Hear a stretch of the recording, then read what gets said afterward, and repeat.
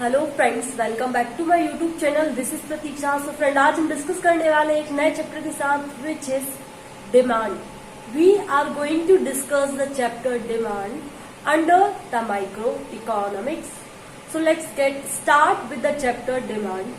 Under the chapter demand we are going to clear the concept of demand and what are the elements of demand and what are the types of demand, right? So सबसे पहले friend हम पहले clear cut कर लेते हैं कि demand क्या होता है, डिजायर क्या होता है, वांट्स क्या होता है। ये तीनों ही इकोनॉमिक्स टर्म है, बट इनका सेंस इनका इकोनॉमिक्स में सेंस अलग अलग होता है, राइट?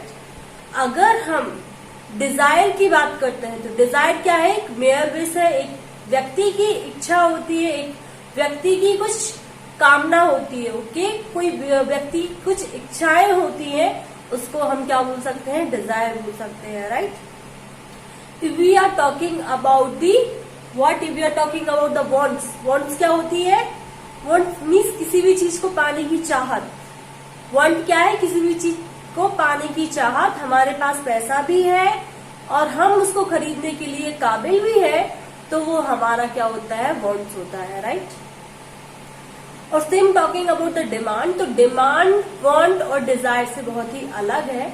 बल्कि अगर हम डिमांड की बात करते हैं तो demand just a extension of want. Demand क्या है? वांट से बहुत ही अधिक है। डिमांड वांट का एक्सटेंशन है, राइट? तो चलिए देख लेते हैं एक एग्जाम्पल के साथ कि डिजायर, वांट और डिमांड को हम कैसे डिफरेंशिएट कर पाते हैं। फॉर एग्जाम्पल, अगर एक व्यक्ति के पास जेब में 200 रुपए है और उसकी विश है कि उसके पास लग्जरियस कार होनी चाहिए, तो ये कैसे पॉसिबल? ये तो पॉसिबल नहीं है। ये तो बस उसकी इच्छा है कि उसके पास कभी एक कार होनी चाहिए, लग्जरियस वन। क्योंकि जिस व्यक्ति के पास बस 200 रुपए पॉकेट में, वो कैसे कार अफोर्ड कर पाएगा? ये तो सेंसिबल बात है ना कि वो कैसे अफोर्ड कर पाएगा। Taking example of desire, desire हमने ये देखा। अगर हम वांट्स की बात करते हैं तो वांट्स की क्या है? कि हमारे पास अचानक से पैसा आ जाए, है ना? If a person wins a lottery, कोई व्यक्ति लॉटरी वो लॉटरी विन कर ले या वो लॉटरी को जीत जाए, तो क्या होगा? वो अपनी जो भी टू हैव अ विश, जो उसकी विश थी कि उसके पास लग्जरियस कार होनी चाहिए, तो उसके अकॉर्डिंग उससे क्या कर सकता था? अपनी डिजायर को वांट में कन्वर्ट कर सकता था। जो उसकी इच्छा थी कि उसको लग्जरियस कार चाहिए थी, तो अगर उसने लॉटरी को विन किया है तो वो उस अमाउंट से, ह्यूज अमाउंट जो उसको मिला है, उससे क्या कर सकता था? वो अपनी विश को फुलफिल कर सकता था, राइट? तो चलिए फ्रेंड्स, आज हम यहाँ देखने वाले हैं व्हाट इज डिमांड। तो डिमांड क्या है? Demand is a extension. क्या है? डिमांड वांट से भी अधिक है, वो इसका एक्सटेंशन है। डिमांड के मेन 2 कैरेक्टरिस्टिक्स अगर हम बात करेंगे तो let's see. Demand is a extension of want. Demand is always defined with reference to price. Demand को हम कैसे डिफाइन करते हैं? किसी भी कमोडिटी के प्राइस के रेफरेंस पे ही हम डिमांड को डिफाइन करते हैं, राइट? अगर हमें किसी भी कमोडिटी का, किसी भी गुड्स का प्राइस पता नहीं होगा, तो कैसे हम उस चीज की डिमांड कर सकते हैं? Nobody can. कोई भी उस पर्टिकुलर प्रोडक्ट की डिमांड नहीं कर सकता विदाउट नोइंग द प्राइस। तो हमको सबसे पहले प्राइस पता होनी चाहिए। Then only we are going to demand कि वो हमारे बजट में आ पाएगा या नहीं प्रोडक्ट, तभी तो हम उसकी डिमांड करेंगे। Is what demand is always defined with respect to what? With respect to price. Demand is always with respect to the time period. किसी भी चीज की डिमांड एक टाइम पीरियड के ही अंदर होती है। कभी भी किसी भी चीज को डिमांड नहीं किया जा सकता। हर चीज के लिए एक स्पेसिफिक टाइम पीरियड होता है डिमांड का। जैसे कि अगर हम समर वेकेशंस की बात करते हैं और समर सीजन्स की बात करते हैं, तो वहां demand of AC, cooler, refrigerators बढ़ जाता है, क्योंकि उस समय बहुत ज्यादा गर्मी रहती है। तो उन ऐसी चीजों की आवश्यकता पड़ती है स्पेसिफिक टाइम पीरियड के लिए। तो स्पेसिफिक टाइम पीरियड में उन सारी एसीज, कूलर्स, फैंस की डिमांड क्या होती है? मार्केट में बढ़ जाती है। इसलिए हम इसको किसके रेफरेंस पे बात करते हैं? हम टाइम पीरियड के रेफरेंस पे ही बात करते हैं। What about demand? So let's comes to the clear cut meaning of demand.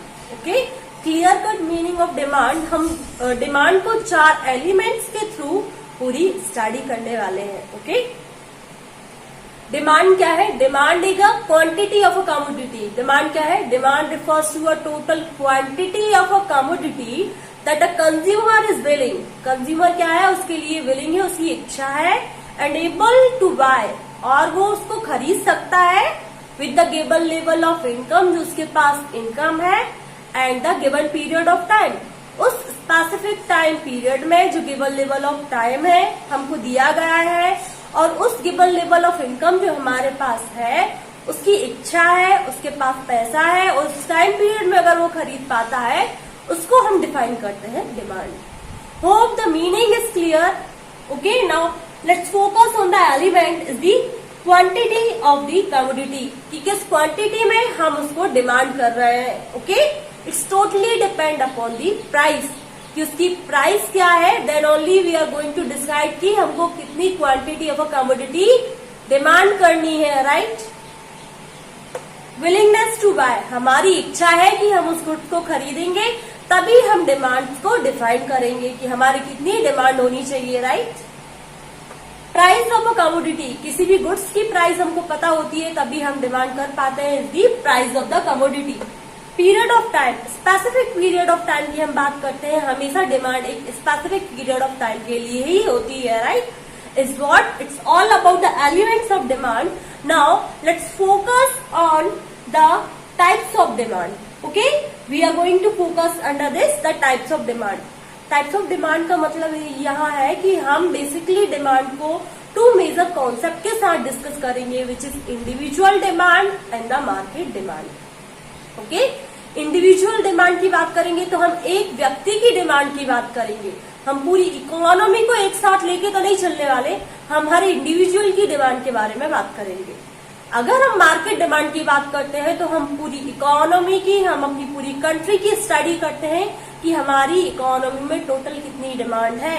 Okay, individual demand की बात करेंगे तो हम सिंगल इंडिविजुअल यूनिट्स की बात करने वाले हैं. Right, so let's see what are the factor affecting the individual demand. So let's see under this price of the commodity, है ना. किसी भी कमोडिटी की कितनी प्राइस है उसके ऊपर ही हम देख पाते हैं कि यहाँ डिमांड कितनी है. ओके, कि मतलब अगर ज्यादा प्राइस होगी तो ऑटोमेटिकली क्वांटिटी डिमांडेड क्या होगा? कम होगा. लोग उसकी डिमांड कम करेंगे, क्योंकि बहुत ज्यादा प्राइस होगी तो ऑब्वियसली कम डिमांड करेंगे. अगर प्राइस कम होगी तो लोग ज्यादा डिमांड करेंगे. Is what it shows a inverse relationship between the price and the quantity demanded. ये इनवर्स रिलेशनशिप शो करता है कि अगर प्राइस ज्यादा होंगे तो क्वांटिटी डिमांडेड कम होगी, अगर प्राइस कम होंगे तो क्वांटिटी डिमांडेड ज्यादा होगी. तो ये प्राइस एंड क्वांटिटी डिमांडेड के बीच में इनवर्स रिलेशनशिप शो करता है. Price of the related good. Related good मतलब एक गुड का दूसरे गुड्स के साथ संबंध होना, यहाँ हम डिस्कस करने वाले हैं. रिलेटेड गुड्स 2 प्रकार के होते हैं, सब्स्टिट्यूट गुड्स और कॉम्प्लीमेंट्री गुड. सब्स्टिट्यूट का मतलब एक गुड्स की जगह दूसरे गुड्स को सब्स्टिट्यूट करना. सब्स्टिट्यूट का मतलब यही होता है ना कि एक की जगह पे दूसरे को सब्स्टिट्यूट करना, वो सब्स्टिट्यूट गुड कहलाता है. राइट, तो सब्स्टिट्यूट गुड में आप लोगों को कोई कंफ्यूजिंग वाली बात नहीं है कि अगर सपोज हमारे यहाँ अगर सब्स्टिट्यूट की बात कर रहे हैं तो सपोज अगर टी की प्राइस बढ़ जाती है. Okay, if increase in the price of T V can make substitute of coffee. हम कॉफी का क्या कर सकते हैं? सब्स्टिट्यूट कर सकते हैं. अगर टी और कॉफी दोनों की प्राइस बढ़ने वाली है तो हम क्या करेंगे? मिल्क का सब्स्टिट्यूट कर देंगे. ओके, अगर मिल्क का भी मतलब अगर ऐसे प्राइस इंक्रीज होता रहा तो हम क्या करेंगे? उसकी जगह पे सब्स्टिट्यूशन इफेक्ट डालेंगे, हम उन चीजों को सब्स्टिट्यूट करते चलेंगे. Is what the substitution of goods. Right, तो let's comes to the other then substitute we are going to discuss the complementary goods. Complementary goods का मतलब जो गुड्स एक साथ ही यूज होकर हम लोगों की नीड्स एंड वांट्स को सेटिस्फाई करते हैं, वो क्या है? Complementary goods. Complementary goods are those goods which use together to fulfill a particular wants. वो गुड्स वो होते हैं कि जो एक साथ यूज होके एक पर्टिकुलर वर्ड्स को फिल करते हैं, वो कॉम्प्लीमेंट्री गुड्स कहलाते हैं, राइट।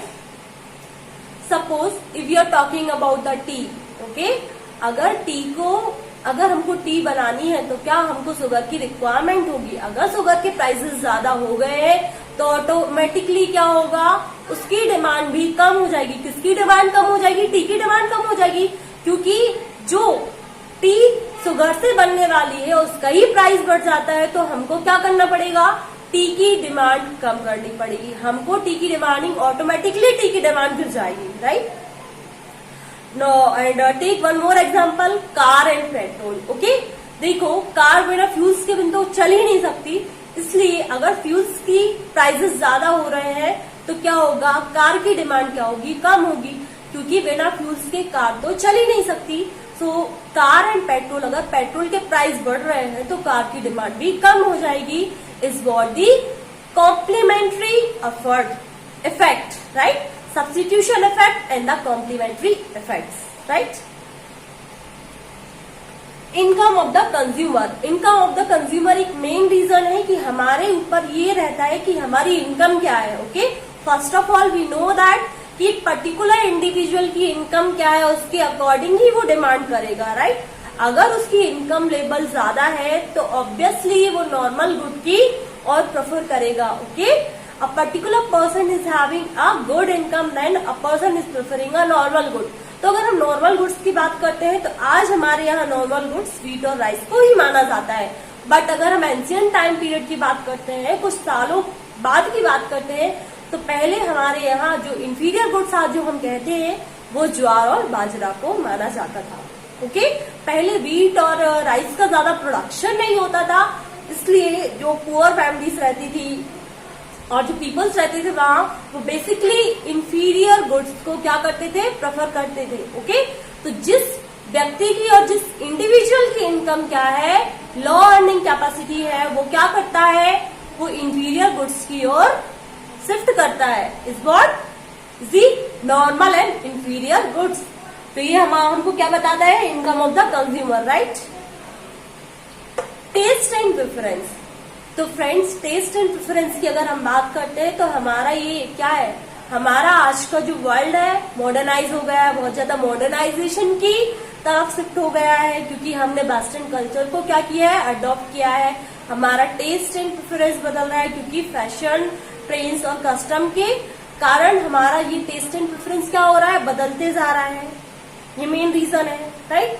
तो क्योंकि टेक्नोलॉजिकल एडवांसमेंट हो रहा है, तो जो गुड्स रहती हैं, जो हम अपना गुड्स कंज्यूम कर रहे हैं, उसमें भी एडवांसमेंट आ गया है।